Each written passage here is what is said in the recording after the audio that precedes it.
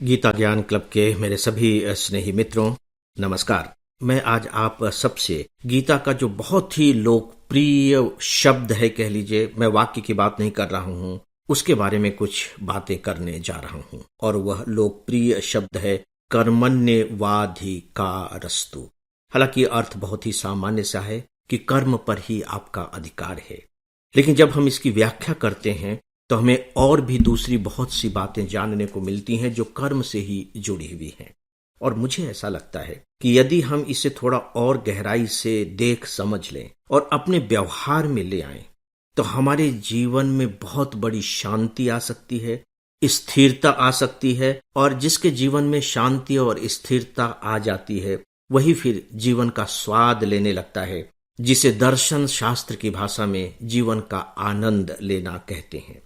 देखिए, यहां कहा गया है कर्मण्येवाधिकारस्तु, यानी कि कर्म पर ही आपका अधिकार है। कृष्ण कह रहे हैं अर्जुन से कि हे अर्जुन, तुम्हारा जो अधिकार है वह सिर्फ कर्म करने पर ही है। इसके बाद का जो शब्द है वह है मां फलेसु कदाचन, यानी कि फल पर बिल्कुल भी नहीं। मां का अर्थ होता है नहीं, फल क्या मिलेगा इस पर तुम्हारा अधिकार नहीं है।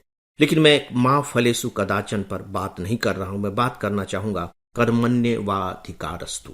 ठीक है, कर्म पर तुम्हारा अधिकार है, ये तो कृष्ण कह रहे हैं, लेकिन सवाल ये उठता है कि किस कर्म पर। और फिर अगर कर्म पर अधिकार है तो कोई ऐसी चीज भी होगी दूसरी जो कर्म से ही संबंधित होगी और उस पर अधिकार नहीं होगा, जो बात यहां कही नहीं गई है। बहुत सी बातें ऐसी होती हैं जो कही नहीं जाती, लेकिन जो बातें कही गई हैं उनसे ज्यादा इंपॉर्टेंट होती है, उनसे ज्यादा महत्वपूर्ण होती है, ज्यादा वजनदार होती हैं। मैं बस उधर ही आपको ले जाना चाहूंगा। तो पहला प्रश्न है कि किस कर्म पर अधिकार है।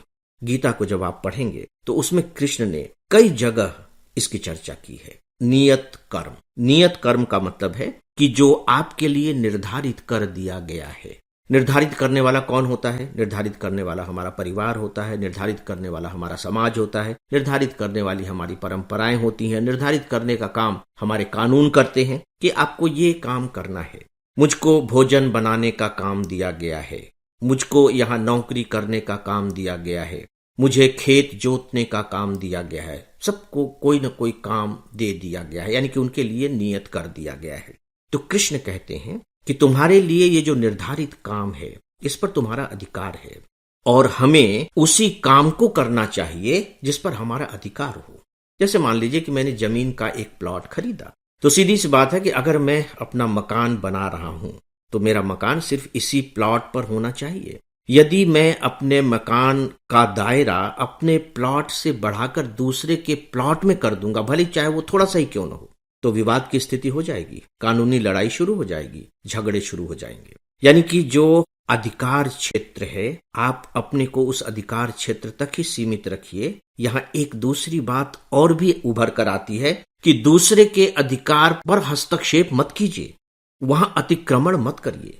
इसका मतलब यह हुआ कि दूसरे को उनका काम करने दीजिए।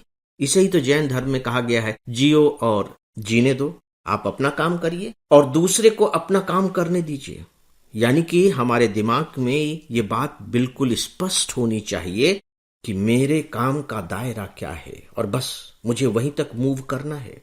उसके बाहर जैसे ही मैं निकलूंगा, मान करके चलिए कि विवाद की स्थिति खड़ी हो जाएगी, झगड़े शुरू हो जाएंगे। अगर इससे बचना है तो फिर एक ही तरीका है कि मैं अपने आप को अपने कर्म तक सीमित रखूं, क्योंकि मेरा जो अधिकार है वो सिर्फ मेरे कर्म पर है, दूसरे के कर्म पर नहीं। मैं ये बहुत ही छोटी सी बात आपको बता रहा हूं, लेकिन मैं चाहूंगा कि आप इसे थोड़ा सा देखें, अपने जीवन में देखें, इस रूप में देखें कि जब किसी से तू तू मैं होती है, घर परिवार में ही आप देखिए कि जब लड़ाई झगड़े होते हैं, तू तू मैं होती हैं, तो क्या उसके केंद्र में कोई इस तरह की बात होती है कि हमने अपने अधिकार का अतिक्रमण किया, उसके अधिकार में हमने दखल अंदाजी करने की कोशिश की, इस वजह से ये बात हुई है? जब आप जांचेंगे परखेंगे तो आपको लगेगा कि नहीं, यह एक बहुत बड़ा कारण होता है।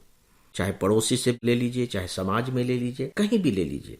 इसे दूसरे ही शब्दों में हम कह सकते हैं मर्यादा, यानी कि हम अपनी मर्यादा में रहें, कर्म की मर्यादा में रहें। भगवान श्री राम का जो मंदिर बन करके तैयार होने जा रहा है और 22 जनवरी को जिसका शुभ उद्घाटन होने जा रहा है, उनका पूरा नाम क्या है? मर्यादा पुरुषोत्तम श्री राम। पुरुषोत्तम, वो पुरुषों में उत्तम हैं।